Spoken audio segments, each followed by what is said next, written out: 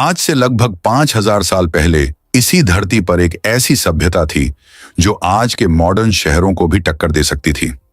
एक ऐसी सभ्यता जिसने अपने समय से कहीं आगे निकलकर ऐसे शहर बसाए जिनकी प्लानिंग और इंजीनियरिंग आज के बड़े बड़े आर्किटेक्ट को भी सोचने पर मजबूर कर देती है। सिंधु और सरस्वती नदियों के किनारे यह शानदार शहर बसे थे। सीधी सड़कें, 2-3 मंजिला घर और एक ऐसी शानदार ड्रेनेज सिस्टम जिसे बनाने के लिए हम आज भी संघर्ष करते हैं। यहाँ गंदे पानी को बाहर निकालने के लिए ढकी हुई नालियों का एक ऐसा नेटवर्क बिछा था जो आज भी कई मॉडर्न शहरों के लिए एक सपना है। ये लोग कौन थे, कैसे रहते थे, उन्होंने यह सब कैसे कर दिखाया? उनके शहर किसी मेट्रोपॉलिटन सिटी जैसे थे। उनका व्यापार दूर मेसोपोटामिया तक फैला था और उनका समाज बेहद ऑर्गेनाइज्ड और शांतिप्रिय लगता था। लेकिन फिर अचानक सब कुछ शांत हो गया। एक विशाल सभ्यता जो मिस्र और मेसोपोटामिया की सभ्यताओं को मिलाकर भी उनसे बड़े इलाके में फैली थी, अपने शिखर पर पहुंचकर बस गायब हो गई। ना युद्ध के कोई बड़े निशान, ना राजा महाराजाओं के आलीशान महल या मकबरे, और ना ही कोई ऐसी किताब जो उनकी कहानी बता सके। बस एक रहस्यमयी खामोशी जो हजारों सालों से इतिहासकारों और पुरातत्वविदों को परेशान कर रही है। क्या हुआ था उन लाखों लोगों का? वो कहां चले गए? क्या यह किसी भयानक बाढ़ या सूखे का नतीजा था, किसी महामारी का कहर था, या फिर कोई ऐसा गहरा राज है जो आज तक दुनिया से छिपा हुआ है? आज हम इतिहास के उन्हीं धूल भरे पन्नों को पलटेंगे और आपको ले चलेंगे समय में पीछे एक ऐसे सफर पर जहां हम उजागर करेंगे हड़प्पा सभ्यता की पूरी कहानी, उनके शानदार उदय से लेकर उनके रहस्यमयी और अचानक हुए पतन तक। अगर आप रहस्यों के शौकीन हैं और भारत के गौरवशाली अतीत की इस सबसे बड़ी पहेली को सुलझाना चाहते हैं तो हमारे साथ बने रहिए, क्योंकि सच्चाई आपके होश उड़ा देगी। आगे बढ़ने से पहले आपसे एक छोटी सी अपील है। वीडियो को अंत तक जरूर देखिए, क्योंकि आज हम अपने इतिहास के एक अनोखे सफर पर निकलने वाले हैं। ऐसी वीडियो के लिए हमें घंटों रिसर्च करनी पड़ती है। पसंद आए तो लाइक कीजिए और चैनल को सब्सक्राइब कर लीजिए। यह कहानी शुरू होती है आज से करीब 200 साल पहले 19वीं सदी के ब्रिटिश भारत में। उस समय अंग्रेज अफसर और खोजी भारत के कोने कोने की छानबीन कर रहे थे। साल 1826 के आसपास एक ब्रिटिश खोजी चार्ल्स मेसन पंजाब के साहिवाल जिले के पास से गुजर रहे थे। उनकी नजर एक वीरान जगह पर बने ऊंचे टीले पर पड़ी, जिसके चारों ओर अजीब तरह की पकी हुई ईंटें बिखरी थीं। गांव वाले उन ईंटों को भगवान का दिया तोहफा मानकर अपने घर बनाने के लिए इस्तेमाल कर रहे थे। मैसन ने अपनी किताब में इसका जिक्र तो किया, लेकिन उनकी बातों पर किसी ने ज्यादा ध्यान नहीं दिया। कई दशक बीत गए। साल 1856 में ब्रिटिश इंजीनियर जॉन और विलियम बर्टन कराची से लाहौर तक रेलवे लाइन बिछा रहे थे। ट्रैक के लिए उन्हें पत्थरों की जरूरत पड़ी। तभी किसी ने उन्हें पास के गांव हड़प्पा के खंडहरों के बारे में बताया, जहां हजारों की संख्या में बेहतरीन पकी हुई ईंटें मौजूद थीं। बर्टन बंधुओं के लिए तो यह जैसे खजाना था। उन्होंने बिना सोचे समझे उन प्राचीन ईंटों को उखाड़कर रेलवे ट्रैक के नीचे बिछाना शुरू कर दिया। वो इस बात से पूरी तरह अनजान थे कि वे दुनिया की सबसे पुरानी और सबसे एडवांस्ड सभ्यताओं में से एक के सबूतों को हमेशा के लिए मिटा रहे थे। इस घटना के बाद भारतीय पुरातत्व सर्वेक्षण के पहले डायरेक्टर जनरल अलेक्जेंडर कनिंघम ने 1850 और 1870 के दशक में कई बार इस जगह का दौरा किया। उन्हें वहां से कुछ अनोखी मोहरें मिली, जिन पर एक अनजान लिपि में कुछ लिखा था और एक बैल की तस्वीर बनी थी। कनिंघम इन चीजों की अहमियत तो समझ गए थे, लेकिन वह भी इसकी विशालता और प्राचीनता का सही अंदाजा नहीं लगा पाए। असली तूफान तो 20वीं सदी में आया। साल 1921 में भारतीय पुरातत्ववेता दयाराम साहनी ने भारतीय पुरातत्व सर्वेक्षण के director general sir John Marshall के नेतृत्व में हड़प्पा में एक व्यवस्थित खुदाई शुरू की। जैसे जैसे जमीन की परतें हटी, एक पूरे के पूरे शहर का नक्शा उभरने लगा। सुनियोजित सड़कें, घरों की लाइनें, नालियां। यह कोई मामूली गांव नहीं था, लेकिन कहानी यहीं खत्म नहीं हुई। अगले ही साल 1922 में हड़प्पा से लगभग 590 किलोमीटर दूर सिंध प्रांत के लड़काना जिले में एक और पुरातत्ववेत्ता राखाल दास बनर्जी एक बौद्ध स्तूप की खोज कर रहे थे। खुदाई के दौरान उन्हें स्तूप के नीचे वैसी ही मोहरें और ईंटें मिली जैसी हड़प्पा में मिली थी। उन्होंने तुरंत इसकी सूचना जॉन मार्शल को दी। जब मार्शल ने दोनों जगहों से मिली चीजों का मिलान किया तो उनके होश उड़ गए। उन्होंने ऐलान किया, यह कोई अलग थलग शहर नहीं है, यह एक ही महान और प्राचीन सभ्यता का हिस्सा है। उस दूसरे शहर का नाम था मोहनजोदड़ो, जिसका सिंधी भाषा में मतलब है मुर्दों का टीला। यह नाम इसलिए पड़ा क्योंकि वहां एक टीले पर बड़ी संख्या में इंसानी कंकाल मिले थे।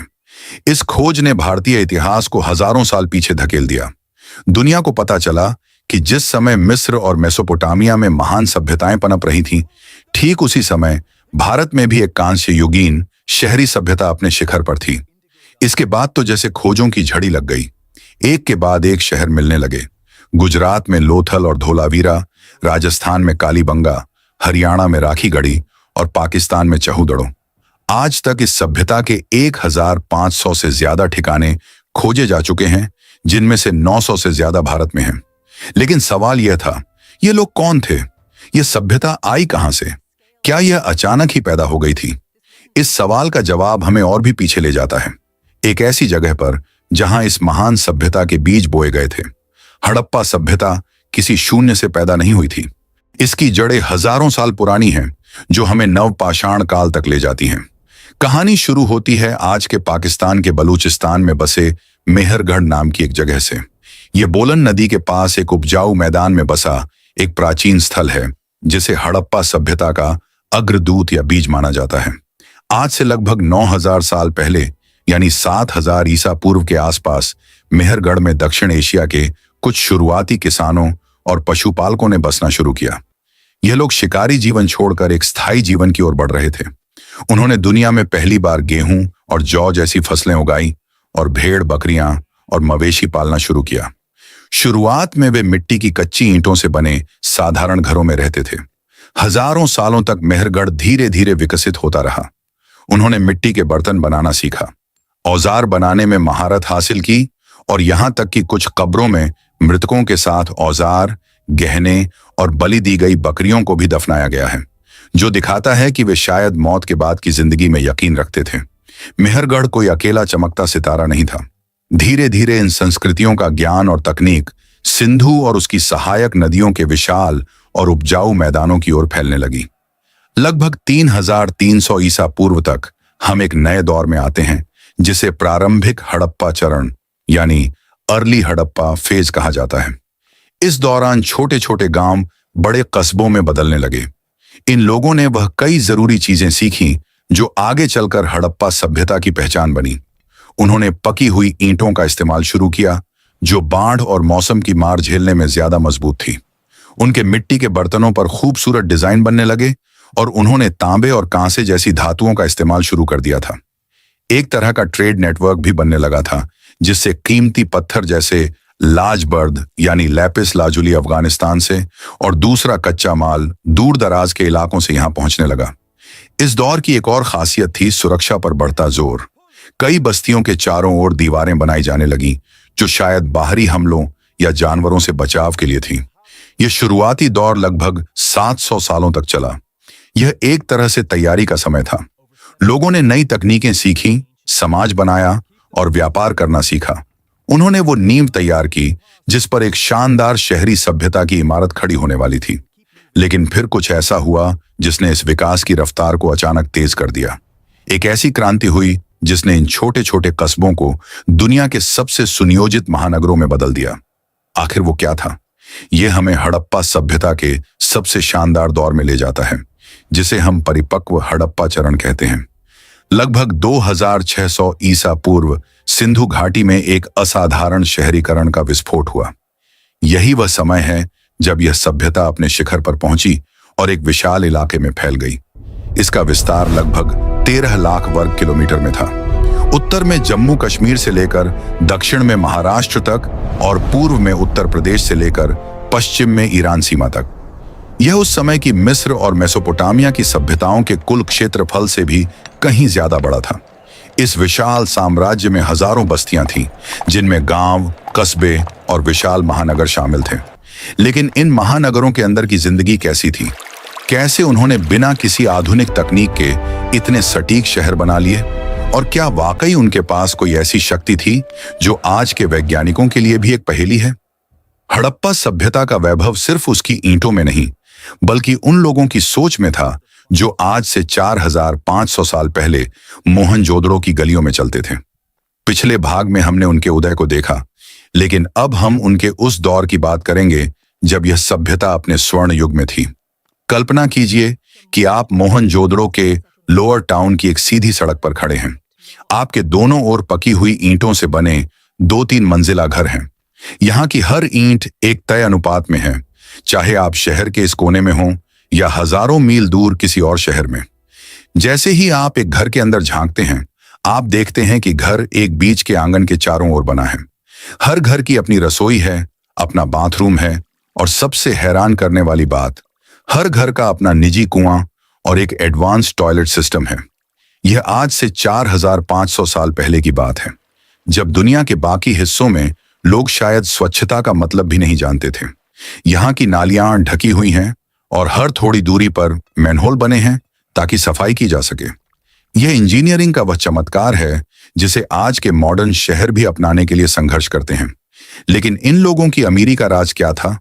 उनका असली खजाना छिपा था उनके व्यापार और उनकी कलाकारी में। हड़प्पा के लोग दुनिया के पहले ऐसे लोग थे जिन्होंने कपास उगाया और उसे कपड़ा बनाना सीखा। वे सिर्फ किसान नहीं थे, वे कमाल के जौहरी और इंजीनियर भी थे।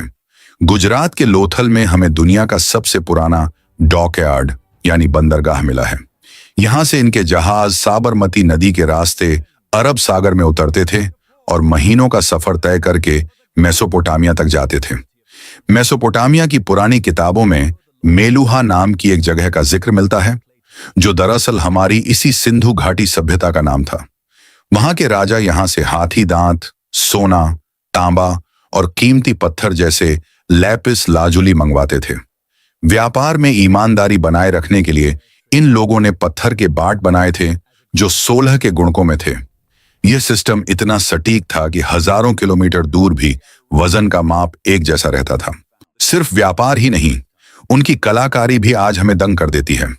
छनहू, दड़ो और लोथल जैसे शहरों में मन के बनाने की बड़ी बड़ी फैक्ट्रियां थीं, जहां वे कीमती पत्थरों को तराश कर ऐसे गहने बनाते थे जो आज के किसी लग्जरी ब्रांड को भी मात दे दें।